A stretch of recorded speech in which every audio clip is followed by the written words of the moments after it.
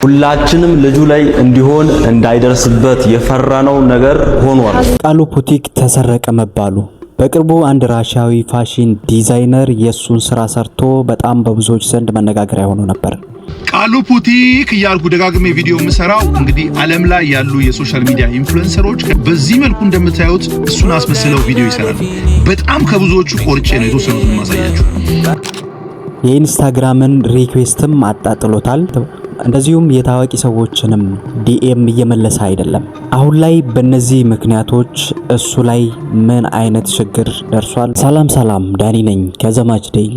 በያላችሁበት አክብሮታዊ ሰላምታዬ ይድረሳችሁ እያልኩኝ በዛሬው ቪዲዮአችን እነዚህን ጉዳዮች አብረን የምንዳስስ ይሆናል። ለዚህ ቤት አዲስ ከሆናችሁ ሰብስክራይብ እያደረጋችሁ ቤተሰብ መሆን እንዳትረሱ። እንደዚሁ ቪዲዮን ከመጀመራችሁ በፊት ደግሞ የላይክ ምልክቷን ጫን ማድረግ እንዳይዘነጋ። ልጀምረው? አዎ። ልግባው? ልገባው ነው። 在非洲贫民窟长大的少年 Kalu Putiks 靠着捡来的废品做。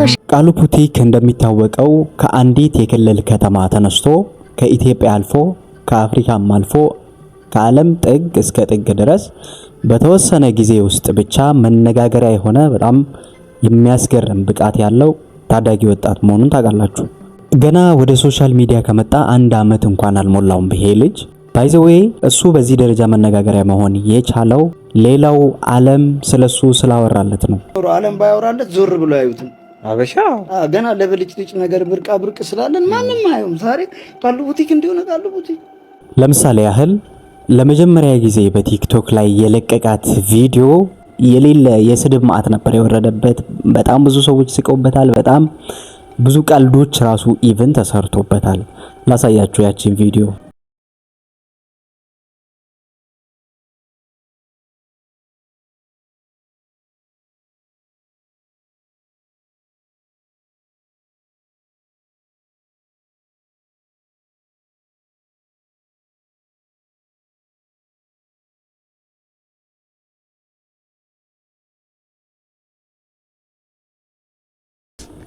በሳቅ ማለት ነው። ላስታውስ ብዬ ነው። ልዋጭ ዋው! የእብድ ፑቲክ የት ሰፈር ነው? ኢትዮጵያኖች የሰጡት ሀሳብ ነው ይሄ ሁላ ማለት ነው። ስፔሻል ቆሼ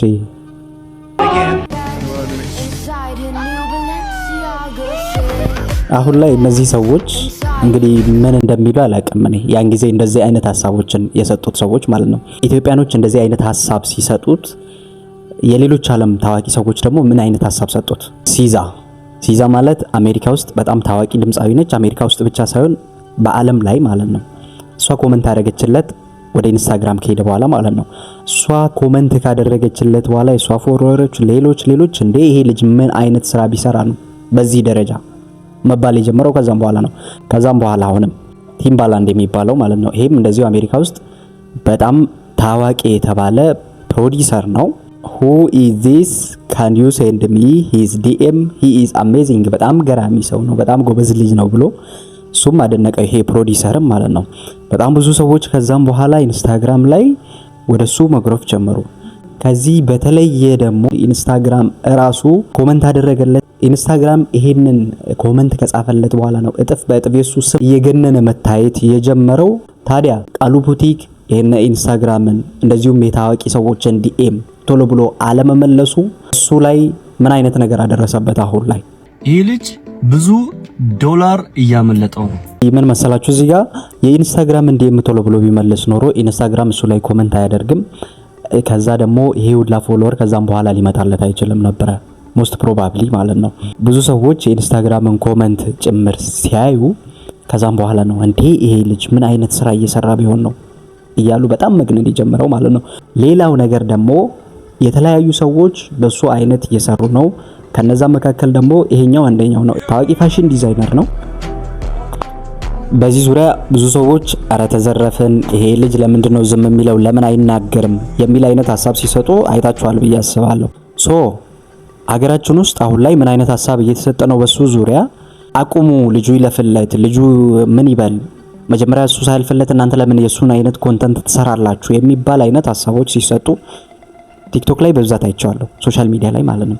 ይሄ ነገር ይጎዳዋል ወይ አይጎዳውም የሚለውን ነገር ስናይ አይጎዳውም፣ ይጠቅመዋል። ይሄ ነገር ለመሰላችሁ የሶሻል ሚዲያ አልጎሪዝም አሁን ላይ አንዱ የሰራውን ኮንተንት ሌሎች በተደጋጋሚ በሰሩት ቁጥር ነው እየታየ የሚመጣው ማለት ነው። ይሄ ሰውዬ የሱን ቪዲዮ በመስራቱ ብቻ ከ14 ሚሊዮን በላይ ሰዎች አይተውታል እሱን ማለት ነው።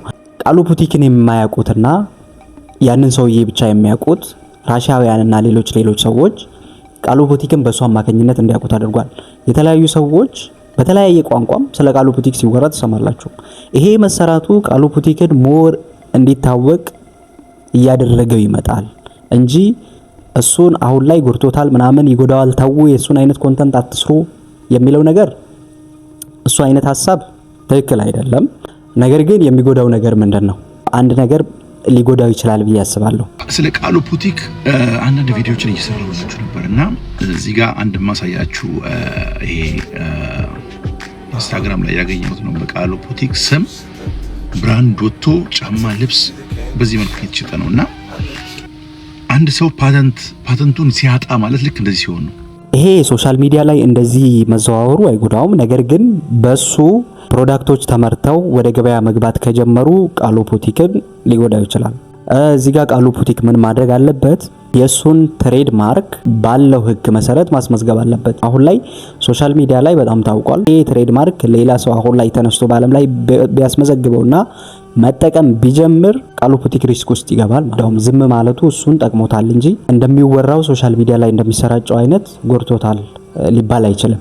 ለምሳሌ እንደዚህ አይነት ኮንተንት የሚሰሩ ክሬተሮችን ያቸው ፎር ኤግዛምፕል ካቢሌ ምን ወሰዱት። እንደዚሁም ደግሞ ታዋቂው ፋሽን ዲዛይነር ካሁን በፊት የነበረ አሁን በህይወት የሌለ ክሪስቶባል ባሌንሺያጋ ነው። ባሌንሺያጋ እሱ አርፏል። አሁን ላይ ካምፓኒው በሱ ስም ነው ያለው። እንደ ቃሉ ፑቲክ አይነት ታዋቂ ፋሽን ዲዛይነር ነው። እሱ አደረጋቸው የሚባሉት ኢንተርቪዎች ከስራዎቹ በኋላ በጣም ውሱን ኢንተርቪዎች ናቸው። ካቢሌምም የሚታወቀው እንደዚሁ በስራዎቹ ነው ማለት ነው። በሌላው ደግሞ ወደ ሀገራችንም ስመጣ ለምሳሌ ማየት ትችላላችሁ። በጣም ታዋቂ የምንላቸው ድምፃውያኖች በስራቸውና በስራቸው ብቻ ነው የምናውቃቸው።